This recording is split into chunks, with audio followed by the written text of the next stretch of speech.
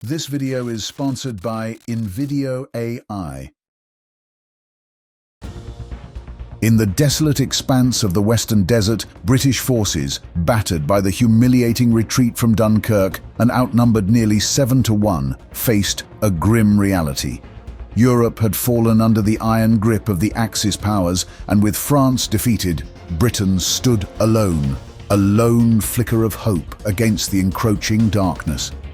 The Italians, boasting over 200,000 men, were poised to sweep through Egypt, seize the Suez Canal, and deliver a crushing blow to the British Empire. But in the face of near-certain defeat, General Richard O'Connor saw an opportunity where others saw only despair. Tasked with a 5-day raid to harass the Italian advance, O'Connor devised a plan that would defy the odds and turn the tables on an enemy that believed itself invincible. At dawn, with nothing left to lose, the British struck. Their tanks, few but ferocious, tore into the Italian lines with a fury born of desperation. The Italians, confident in their overwhelming numbers, were caught utterly off guard. The brief skirmish exploded into a full-scale assault as O'Connor's men shattered the Italian defenses. What was meant as a counterattack to limit the Italian advance suddenly turned into a brutal and fiery pursuit across the North African desert as both forces raced against each other and against the clock. In the annals of history, few events have shaped our world as profoundly as World War II.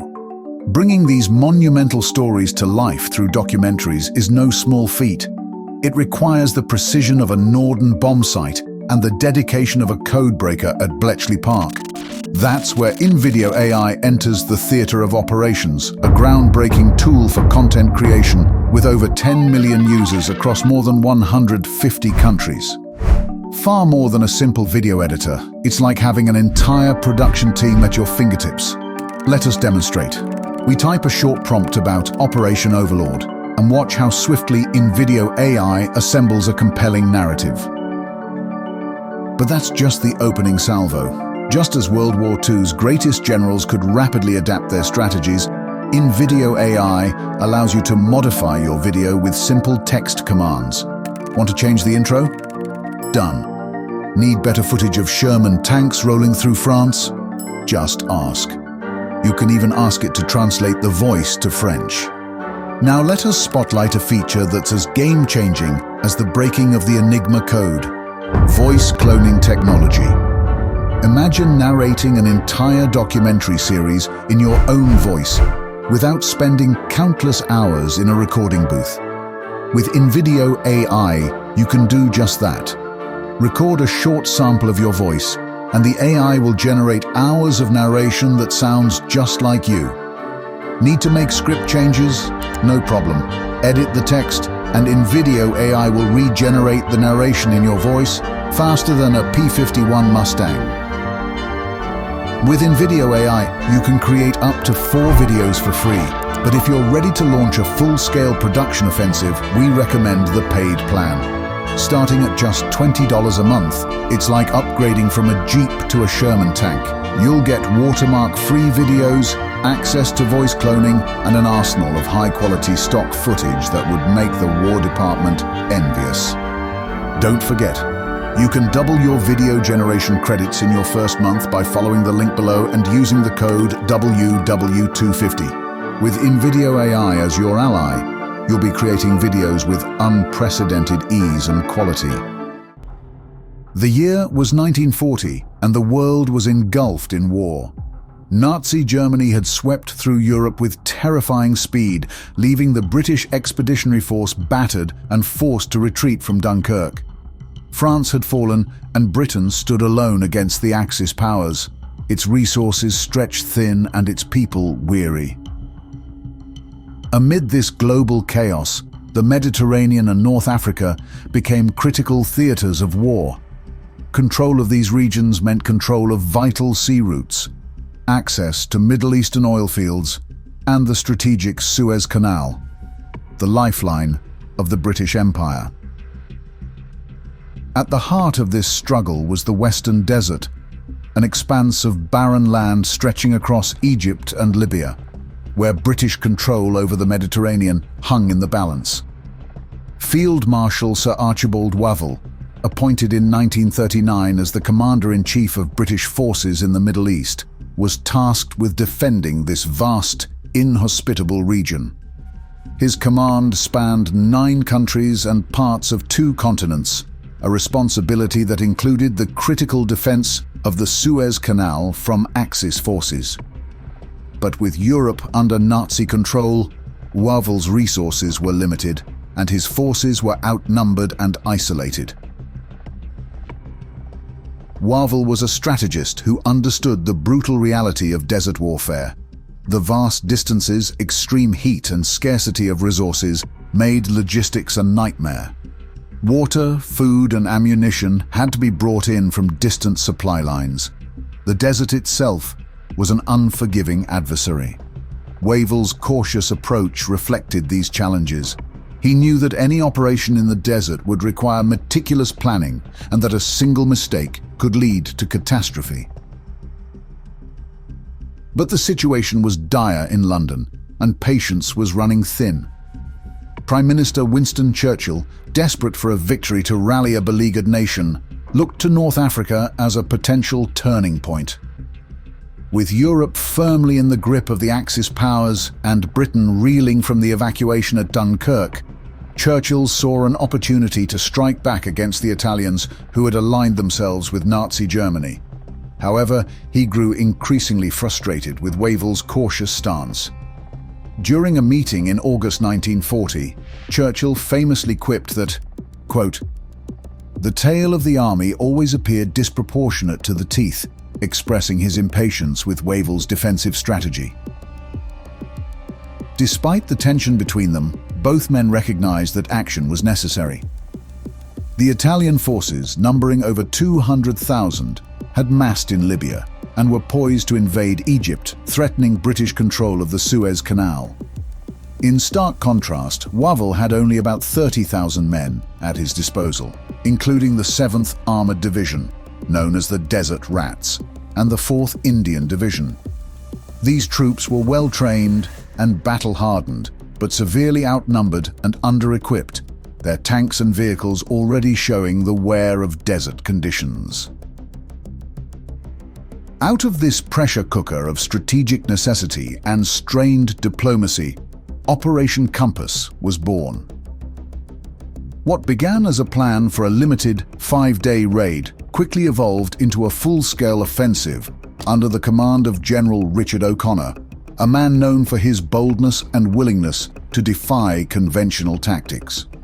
With Wavell's reluctant approval and Churchill's fervent desire for action, O'Connor was tasked with an audacious mission to strike hard and fast at the Italian forces, turning the barren desert into a battlefield that would determine the course of the war in North Africa.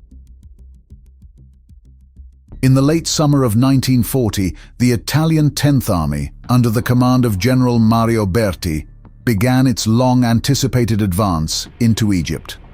Benito Mussolini, eager to carve out a new Roman Empire in North Africa, had ordered Marshal Rodolfo Graziani to lead the invasion. Graziani, however, was less than enthusiastic. He knew his forces were ill-prepared for a sustained campaign in the harsh conditions of the Western Desert. Despite his reservations, the orders were clear: push eastward from Libya, seize control of Egypt, and drive the British out of the Suez Canal, the vital artery of the British Empire. On September 13, 1940, Graziani's troops crossed the Libyan-Egyptian border, their spirits buoyed by the promise of an easy victory. The Italians advanced cautiously, with 200,000 men, supported by tanks and artillery, but their progress was slow and hesitant. They moved in a broad front, covering 60 miles of the barren desert, and after a few days, they halted at Sidi Barrani, a small coastal town about 60 miles inside Egypt. Here, Graziani's forces began to dig in, constructing a series of fortified camps spread across the desert in a loose arc. The Italians fortified these positions with barbed wire, anti-tank obstacles and minefields, creating what they believed to be impregnable defenses. But their overconfidence masked a deep insecurity. Graziani had little faith in his largely infantry-based force, which lacked the mobility and modern armor that characterized the British desert rats. The Italian tanks were outdated, their supply lines overstretched, and their troops inexperienced in desert warfare. Yet, the Italians believed their numerical superiority would be enough to crush the smaller British force that opposed them. On the other side, General Richard O'Connor, commanding the British Western Desert Force, was watching the Italian advance with a mixture of concern and opportunity. O'Connor knew his forces were vastly outnumbered, just 30,000 men compared to the Italian horde. But he also knew that Graziani's army was overextended and vulnerable. Rather than confront the Italians head-on, O'Connor opted for a strategic withdrawal, pulling his forces back to Mersa Matruh, about 100 miles further east. Here the British dug in, creating a strong defensive position from which they could launch a counter-offensive when the time was right. O'Connor's strategy was rooted in patience and precision. He ordered his troops to carry out a series of small-scale raids and reconnaissance missions against the Italian positions, harassing Graziani's forces and gathering vital intelligence. The 7th Armored Division, with its fast-moving tanks and experienced crews, played a key role in these operations, striking Italian outposts and capturing prisoners. These raids not only inflicted casualties on the Italians, but also sapped their morale, forcing them to remain on high alert while conserving their dwindling supplies. As O'Connor's reconnaissance reports flowed in, a clear picture of the Italian situation emerged. The fortified camps, though well defended, were isolated from each other, making them vulnerable to concentrated attacks. Moreover, the Italian troops were becoming increasingly demoralized, struggling with supply shortages and the harsh desert environment. O'Connor observed, quote, "The whole Italian force ran out of energy, noting the growing fatigue and disorganization among the Italian ranks." The stage was set for a British counter-offensive. While the Italians hunkered down in their static positions, O'Connor and his staff meticulously planned the next phase of their campaign. The goal was not just to halt the Italian advance, but to decisively cripple Graziani's army and drive it out of Egypt. After months of meticulous planning and preparation, the British forces were ready to strike. The first target was the heavily fortified Italian camp at Nibewa, a seemingly impregnable position that anchored the Italian defensive line. O'Connor's plan was simple yet audacious. Hit the Italians where they least expected it with overwhelming force and surgical precision. The operation began with the 7th Armored Division and the 4th Indian Division moving into position under the cover of darkness.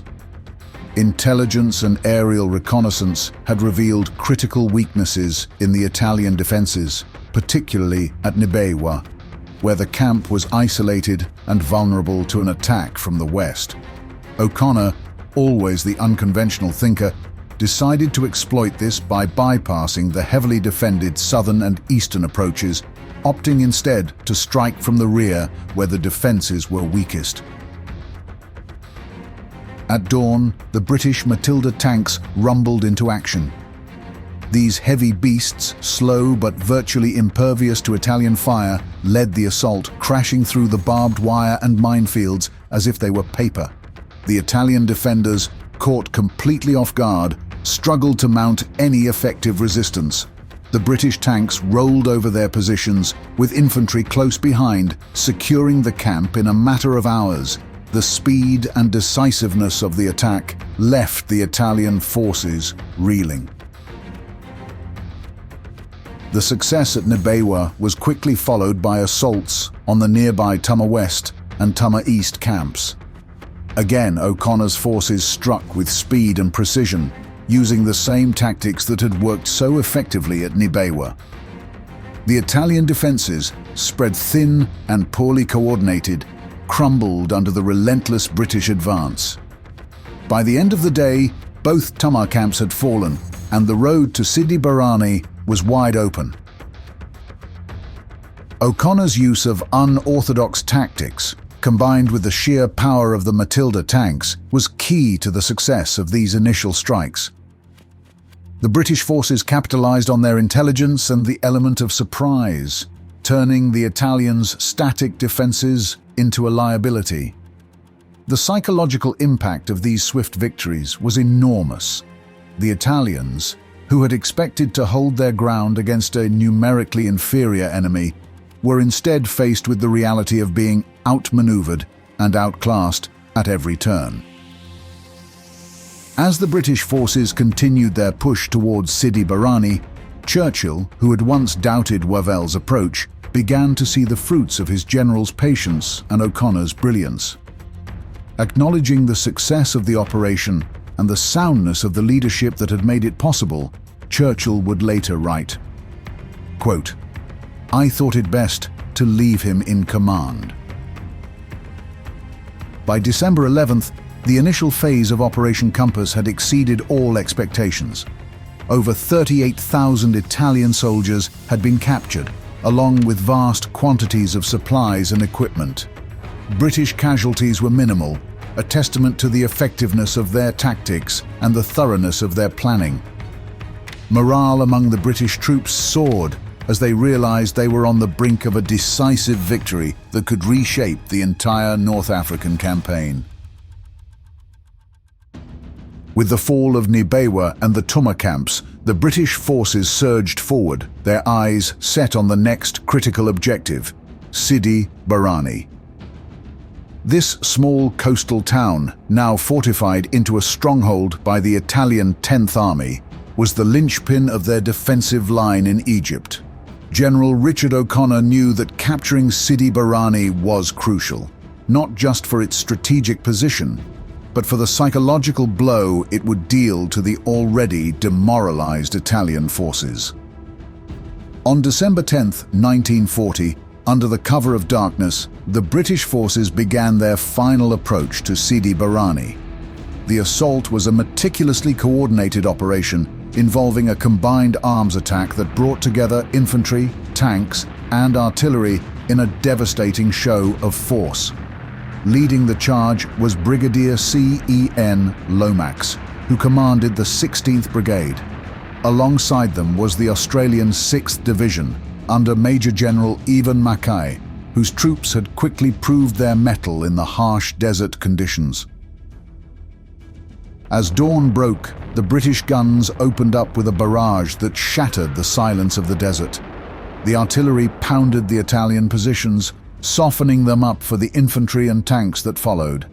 The Italian defenses, hastily constructed and spread thin, began to buckle under the relentless pressure. With their near impenetrable armor, the Matilda tanks led the way, smashing through the Italian lines ruthlessly. Behind them, British and Australian infantry advanced, mopping up the scattered Italian defenders who were left in disarray. Sidi Barrani's defences had been formidable on paper, but in practice they crumbled under the weight of the British assault. The Italians, already shaken by the rapid fall of their forward positions, could not mount a coordinated defence. Many surrendered as soon as the tanks breached their lines, while others fled into the desert, only to be captured or worse in the ensuing chaos. The capture of Sidi Barrani was not without its challenges. The desert itself was an unforgiving battlefield, supply lines stretched to their limits with water, fuel and ammunition, all in short supply. Sandstorms whipped across the landscape, reducing visibility to near zero and choking the advancing troops. Communication between units was often disrupted, adding to the confusion of the battle. But the British forces, hardened by months of preparation and driven by the momentum of their initial victories, pressed on relentlessly. O'Connor's strategy of continuous pressure paid off. As the Italian forces began to crumble, the British exploited every weakness, pushing the Italians back further and further. The retreat quickly turned into a rout.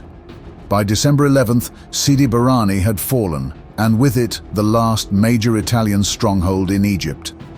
The British forces captured tens of thousands of Italian soldiers, along with vast quantities of weapons, vehicles, and supplies, enough to sustain the British advance deep into Libya. Reflecting on the victory, O'Connor later remarked, quote, "We were savoring victory, but there was no time to rest." He knew the battle for Sidi Barrani was just one phase of a larger campaign. The fall of the town had not only secured the Egyptian frontier, but also opened the door for deeper penetration into Italian-held territory.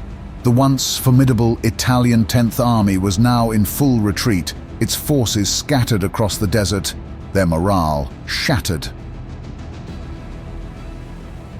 The significance of the victory at Sidi Barrani extended far beyond the immediate tactical gains. It marked the turning point in the North African campaign, a clear demonstration of British resolve and military superiority.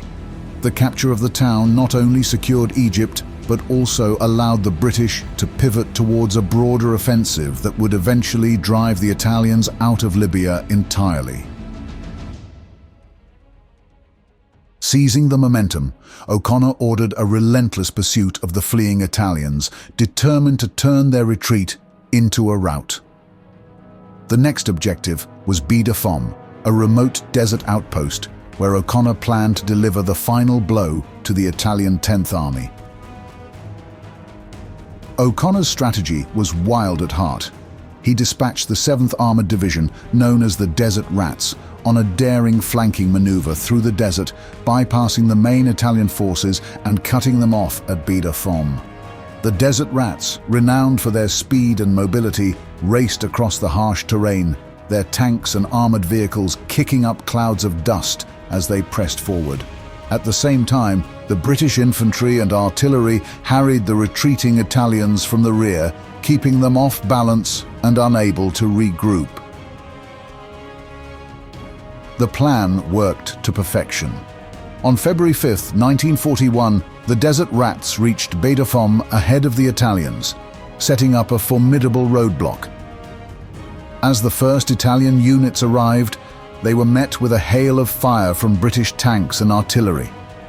Chaos ensued as the Italians, desperate to escape, found themselves trapped between the advancing British infantry and the armored blockade. The final battle was brutal and swift. The Italians tried to break through for 2 days, but each attempt was met with overwhelming force. By February 7th, the 10th Army was encircled, and their fate was sealed. Over 25,000 Italian soldiers surrendered, marking the end of the 10th Army as a fighting force. O'Connor, surveying the battlefield, sent a triumphant report to his superiors of the complete and decisive victory his forces had achieved. In just 10 weeks, O'Connor's Western Desert Force had advanced 500 miles, capturing 130,000 Italian soldiers, 400 tanks, and 1,290 guns, all at the cost of just 555 British casualties. The Italian threat to Egypt was eliminated, and the door to Libya was wide open. Yet, as O'Connor savored his victory, a new and far more dangerous adversary was preparing to enter the fray.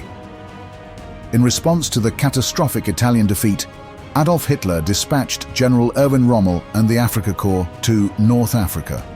Rommel, known as the Desert Fox, would bring a level of tactical brilliance and aggression that would transform the North African campaign. The British, still reeling from their triumph, were soon to face a new challenge that would test them to their limits. As the British forces consolidated their gains, O'Connor was reassigned to Cairo to assist in planning future operations. But fate took a cruel turn. On April 6, 1941, while traveling to the front to assess the situation, O'Connor's convoy was ambushed by a German patrol. Taken prisoner, O'Connor spent the next 2.5 years in captivity, first in Italy and later in Germany. It was a severe blow to the British command in North Africa, depriving them of one of their most brilliant leaders just as the tide of war was about to shift. Reflecting on his capture years later, O'Connor expressed frustration but also humility. He understood the risks of command and accepted his fate with the same quiet determination that had characterized his leadership. Eventually, O'Connor escaped from captivity in December 1943 and returned to Britain, where he was knighted and promoted. He later commanded the 8th Corps in Western Europe, playing a crucial role in the final Allied offensives of the war. The victory at Baie de Somme marked the pinnacle of O'Connor's military career, a stunning example of strategic brilliance and operational execution. But it also set the stage for a new phase of the war in North Africa, as Rommel's arrival signaled the beginning of a titanic struggle that would rage across the desert for the next 2 years. The triumph of Operation Compass, while decisive, was only the beginning of a much larger and more complex battle for control of the Western Desert. World War II on TV salutes InVideo AI for sponsoring this video. Don't forget, you can double your video generation credits in your first month by following the link below and using the code WW250. With InVideo AI, victory in video creation is assured.